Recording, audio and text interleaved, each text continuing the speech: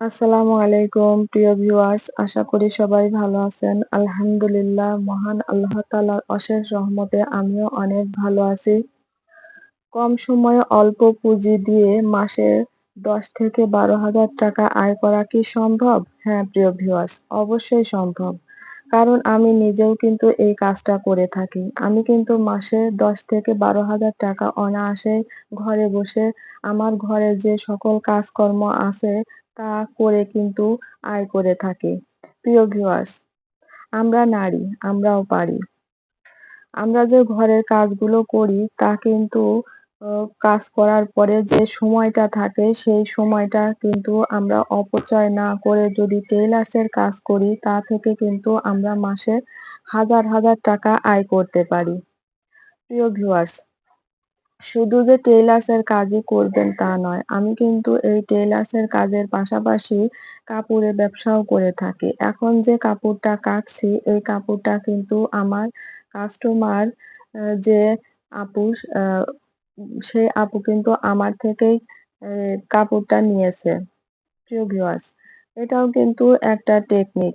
আপনি যখনই কোনো আ টেইলার্সের কাজ করবেন ঘরে বসে, বিশেষ করে নারীরা তারা কিন্তু যদি কাপড় রাখেন তাহলে দেখা যায় যে গ্রামের যে মহিলারা আছে তারা আপনার থেকে যে কাপড় আছে সেই কাপড় নিয়ে আপনার কাছে বানাতে দেবে।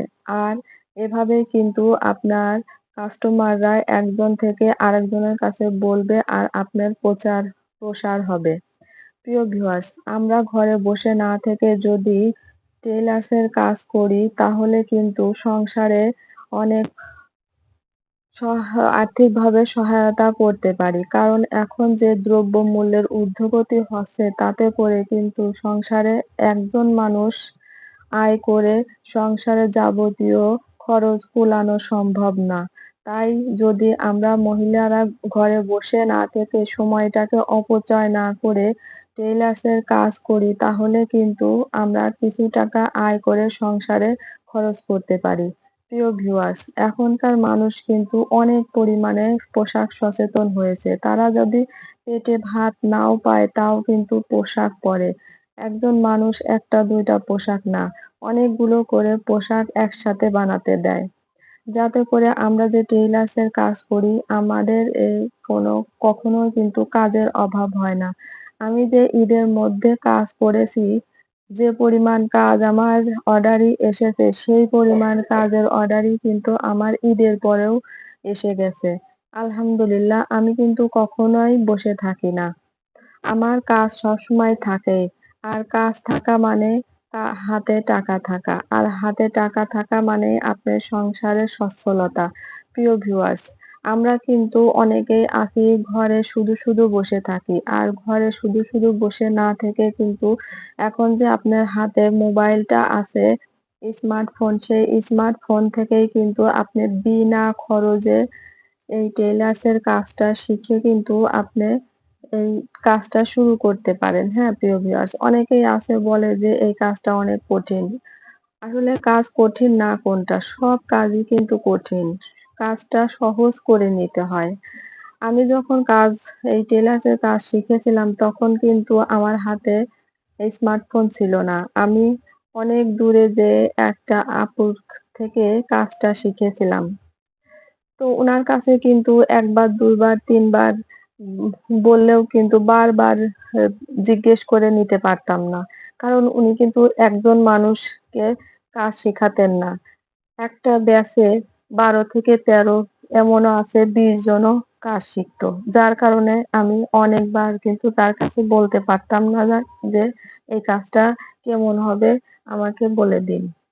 কিন্তু এখন এরকম না এখন সবার হাতেই স্মার্টফোন আছে। আপনারা চাইলেই কিন্তু স্মার্টফোন থেকে আপনার যে কাজ, সেই কাজটা কিন্তু শিখে আপনি শুরু করতে পারেন।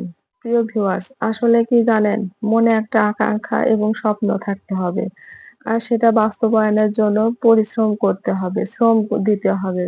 আর পরিশ্রম না করলে কিন্তু কখনোই কোনো কিছু সম্ভব না। প্রিয় ভিউয়ার্স, আমরা নারীরা কিন্তু ঘরে বসে থেকেও এখন হাজার, হাজার টাকা আয় করতে পারি এই টেইলার্স কাজ করে। শুধু যে টেইলার্সের কাজে আপনি আপনার কাস্টমাররা কাজ দিবে তারপরে আপনি কাজ করবেন তা কিন্তু না। আমি এই টেলার্সের কাজ করি, পাশাপাশি এক্সট্রা বাচ্চাদের জামা, আ বাচ্চাদের ফতুয়া, প্যান্ট, প্লাজো এগুলো কিন্তু বানায় রাখি। যাতে করে আমার কাস্টমাররা যখন আসে তখন কিন্তু আমি তাদের সেটা দেখাই। প্রিয় ভিউয়ার্স, আমি কিন্তু কিছুদিন ২-৩ দিন আগে একটা বেবি ড্রেস বানিয়েছিলাম। সেই ড্রেসটা কিন্তু পরের দিনই আমার সেল হয়ে গিয়েছে।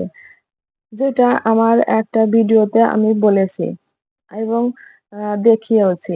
প্রিয় ভিউয়ার্স, আসলে কি জানেন? একটু বুদ্ধি খাটিয়ে কিন্তু কাজ করলে এখন কিন্তু বসে থাকতে হয় না। আর ঘরে বসে না থেকে যদি আপনি একটু বুদ্ধি খাটিয়ে কাজগুলো করেন, আপনার সংসারে কখনোই কিন্তু অভাব হবে না। অভাব দেখা দেবে না। আমরা কিন্তু আছি অনেকেই কাজ করি না, শুধু বলি অভাব, অভাব। আসলে এটা আমাদেরই সমস্যা। প্রিয় ভিউয়ার্স, এখন যে আ কাপড়টা আমি কাটছি এটা কিন্তু একটা গামছা। সেই অ্যা একটা আমার কাস্টমার এই গামছাটা দিয়ে গিয়েছিল যে তার মেয়ের একটা ড্রেস বানাতে। তো সেই আসলে মানুষের শখ কি দেখেন। বাচ্চা নিজের মেয়ের যে একটা ড্রেস বানাবে তাও আবার তার কি মনে হয়েছে গামছা কেটে ড্রেস বানাবে। তো তাই বলছি প্রিয় ভিউয়ার্স, এখন কিন্তু মানুষ অনেক পোশাক সচেতন হয়ে গিয়েছে। সবাই কিন্তু ডর্জন, ডর্জন পোশাক বানায়। প্রিয় ভিউয়ার্স, অনেক কথা বললাম। আ এখন পর্যন্ত যারা আমার ভিডিওর এই পর্যায়ে এসেছেন, আপনারা দয়া করে একটা লাইক, কমেন্ট এবং শেয়ার দিয়ে যাবেন। লাইক দিলে হয় কি ভিডিও বানানোর যে উৎসাহ সেটা কিন্তু অনেক গুণে বেড়ে যায় এবং সাবস্ক্রাইব করে দিয়ে আমার চ্যানেলের পাশেই থাকবেন। প্রিয় ভিউয়ার্স, এই যে ভিডিওতে দেখলেন যে অনেকগুলো আ কাপড় আমি একসাথে কেটেছি। আসলে কিন্তু এরকমই হয়। অনেকগুলো কাপড় একসাথে কেটে কিন্তু একবারে বানাতে হয়। আর একটা কাস্টমার কিন্তু একটা কাপড়ই আনে না। অনেকগুলো কাপড় একসাথে আনে।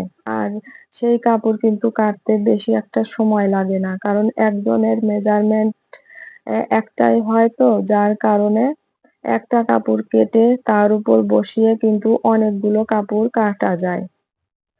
আসলে কোনো কাজই কঠিন নয়। কাজকে সহজ করে নিতে হয়। আপনি যদি কোনো কাজ কঠিন মনে করেন তাহলে কঠিন। আর যদি মনে করেন না এই কাজটা সহজ, তো সহজ। এখন যে যে নারীরা ঘরে বসে আছে তারা কিন্তু বোকামি ছাড়া কিছুই করছে না। তাই বলছি, প্রিয় আপুরা, আপনারা ঘরে বসে না থেকে কিছু একটা করুন। যে টেইলার্স এর কাজ আমি দেখাচ্ছি সেই টেইলার্স এর কাজই করুন। একটু শ্রম দিন। নিশ্চয়ই তার মূল্য পাবেন। আজ এ পর্যন্তই। আল্লাহ হাফেজ।